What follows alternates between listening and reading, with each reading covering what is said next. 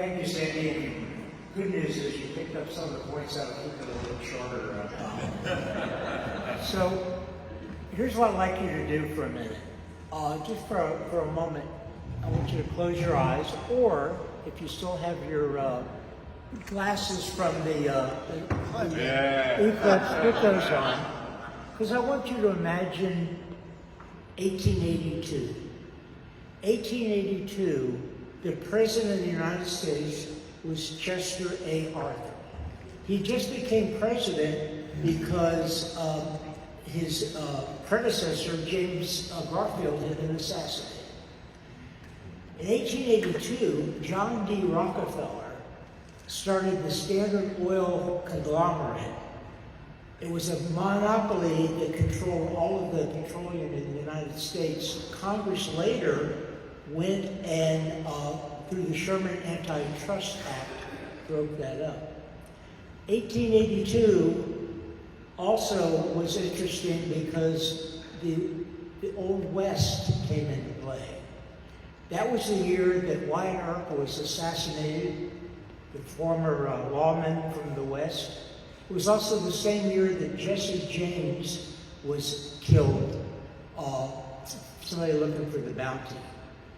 The other things that happened in 1882, a future president, Franklin Delano Roosevelt, was born, and a former First Lady, Mary Todd Lincoln, died. But the reason I mention 1882 is because that's the year that the Moseley family came down to this area. They heard it was a growing area, so a couple hundred people had moved into the area, and Mr. Moseley worked for the Elgin Watch Company in Illinois, and they had designated an area which was known as Limona for their employees to have a retirement home or a winter home. And there had been a former judge that was appointed by Abraham Lincoln during the Civil War that had a farm out there where he grew lemons and oranges and other citrus, and he called his farm Limona. Later, Limona, with the Elgin Watch Company, kind of made it more of an official area.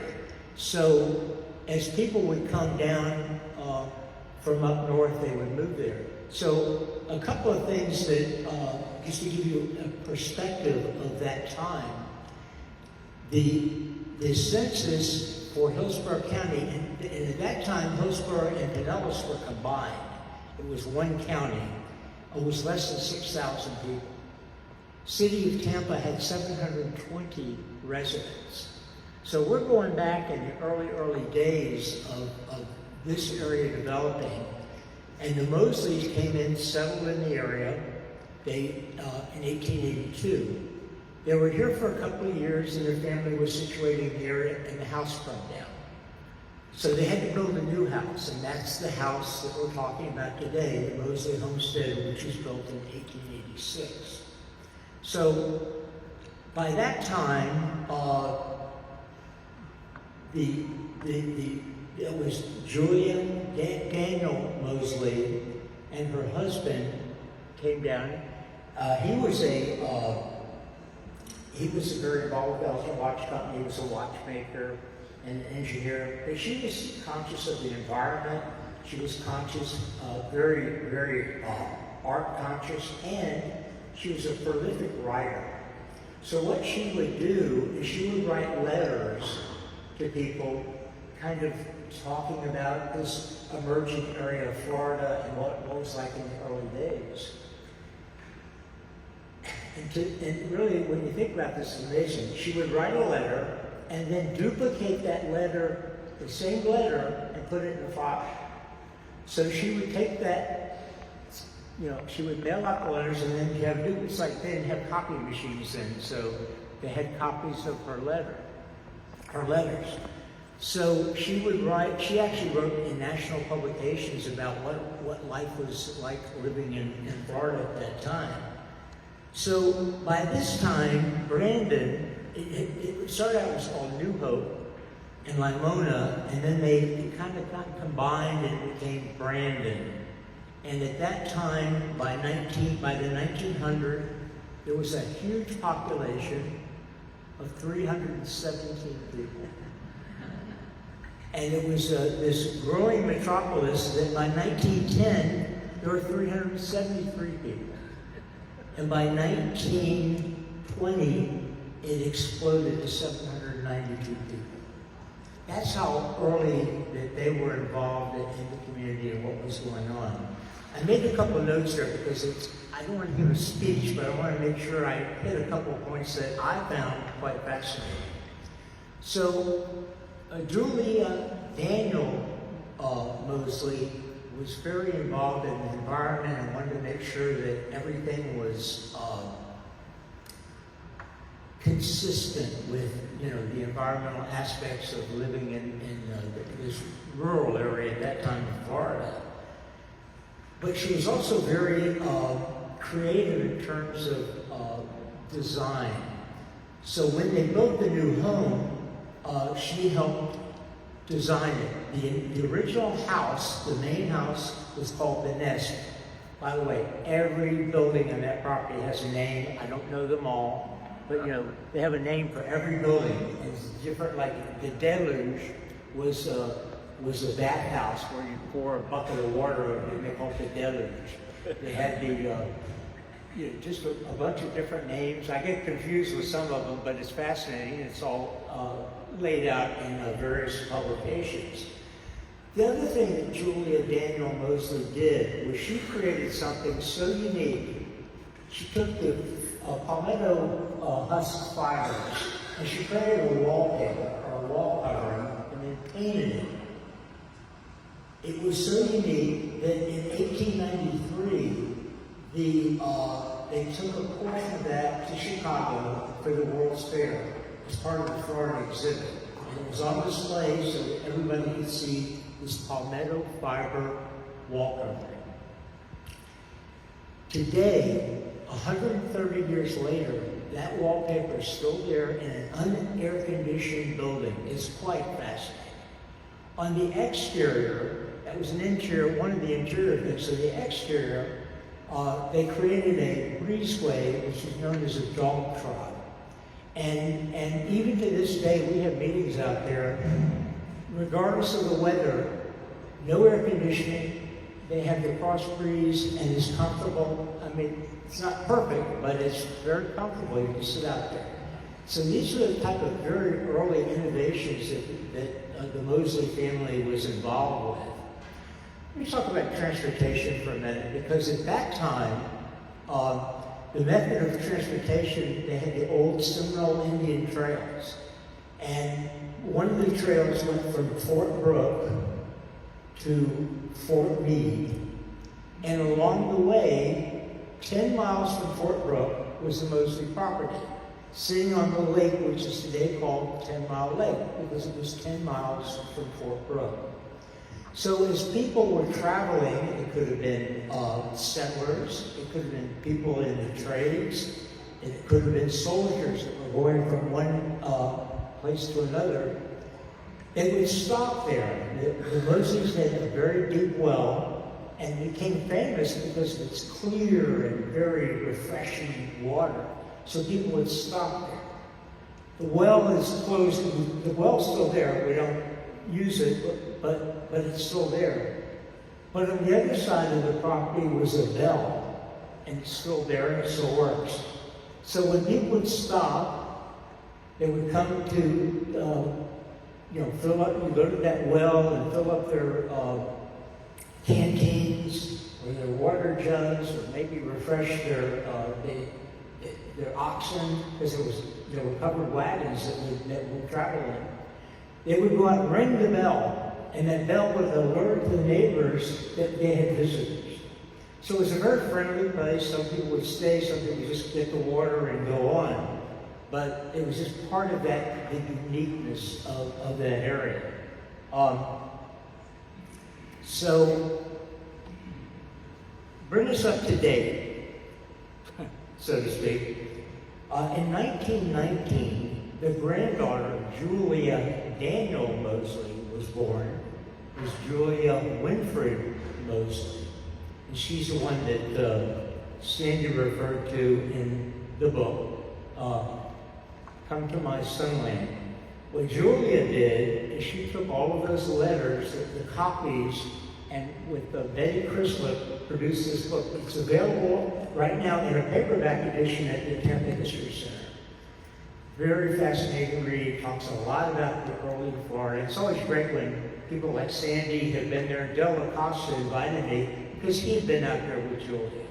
It was always a pleasure to do that. So Julia was born there in 1919. She lived there her entire life, except she went away to Agnes Scott Women's College in Georgia, moved back, was an educator and a music instructor.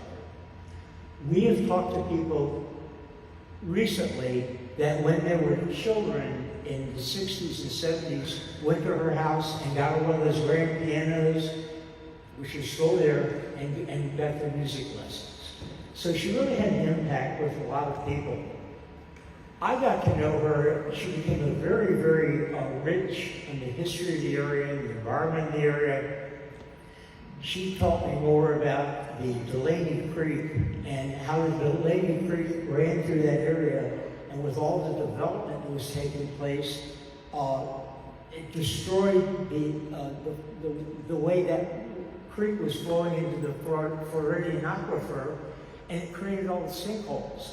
And she was very aware of this. So I had a neighbor across the street, Joyce Washington, and she called me one day and said, I'd like you to meet Julie Moseley. I went over and met her. I was the incoming president of the Brandon Chamber of Commerce at the time.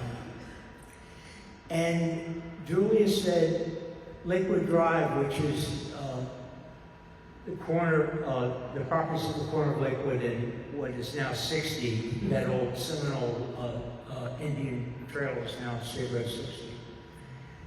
The MPO, the Metropolitan Planning Organization, is going to widen Lakewood Drive. They're going to make it 4-lane, making more north-south arterial. Well, if anybody's been out in Brandon, and I know we've got some people here that are from that area, there's a canopy of 100-year-old oak trees on Lakewood Drive. So Julia enlisted me, and I said, yes, absolutely, we can't do that. By the time the MPO had their hearing at the Brandon High School auditorium, it was jam-packed, and the entire Lakewood Drive had yellow ribbons all up and down the oak trees. You never saw Julie Moseley's name involved in it, but she was behind the scenes. She was really very instrumental in that. I got a chance to know her, and the reason I'm mentioning this is because how I got involved with her. I got to know her. I got the privilege of even giving the personal tour of the property. I helped her with the design of the Limona historical marker there at the corner of Lakewood and Limona, right by the Limona Cemetery, where many of the founding members of the Brandon community are buried, and many of the current residents' family members are buried. And then she had already gone to the national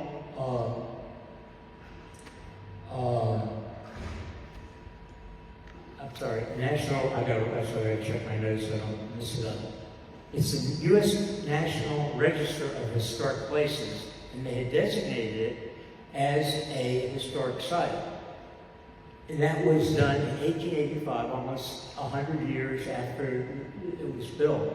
She wanted to also go to the county and have it designated.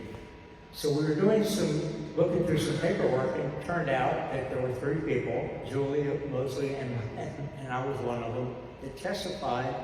We had a unanimous approval by the Board of County Commission to designate the Moseley Homestead as in 1993 as a historic site in Brandon. It was the first. There were two sites in Hillsborough County. That was one, and the other one was the Lutz the Lutz Library. So, in 1998, she wrote the book, and then in that same period of time, she set up the Timberlake Trust. And the Timberlake Trust was a 501c3 nonprofit to help perpetuate the heritage of the property and what they had. I kind of lost, I was getting notices and sending a little check and things like that. And one day, I got a letter from John Dingfelder, and it was a letter asking for a donation to the Timberlake Trust. So I called John. I've known John for years, and I said, "What's going on?" He had been had done some legal work for her, and he found out she was in failing health, and the property was deteriorating. So I said, "Well, let me see what I can do." They asked me to be on the board, and I became almost every day. I would go to the mailbox. I would pick up her bills. I was authorized to pay the bills, and then I would act as a liaison between her, the insurance company, and her health care providers. She had one of the most unique, to this day it's just unbelievable. Because I paid the bills, I know what it was. She had an annual premium of $2,600, and that gave her 24/7 round-the-clock health care. I get the bills, they were about $2,600 a week. So I'm sure that company's out of business now, but you can't get a policy like that, but it was amazing. So anyway, I go by and stop by, I see her every day, but I'd stop by, and there was a Saturday morning, August 8th of 2020, and Mary Roundtree, who was her primary nurse, said, "I think she's failing." So I said, "Well, let me go talk to her," and I went into her bedroom. She was almost comatose. Her eyes were closed, she was shallow breathing, and I walked over to her and I said, "Julia, I promise you that we will maintain what your dream was to preserve this property so that people in future generations can appreciate what happened in the 19th century." She opened her eyes, she looked at me, smiled, grasped my hand, closed her eyes, and the next morning, 5 o'clock in the morning, I got a phone call from Mary. She passed. So I went over, waited for the coroner, and then I kind of backed away a little bit. I closed the checkbook. I said, "I don't want to be accused of writing checks for a lady that's passed away." And then I kind of moved a little bit away, but then we started rejuvenating the Timberlake Trust Board. And we got people like Amy Carey Lee, part of the Carey family. We got people like Tom Orion of Orion Insurance. We got Tad Denham, whose father-in-law started Bill's Pharmacy out there. We got a lot of the people in the community involved on our board, and it's a very active board.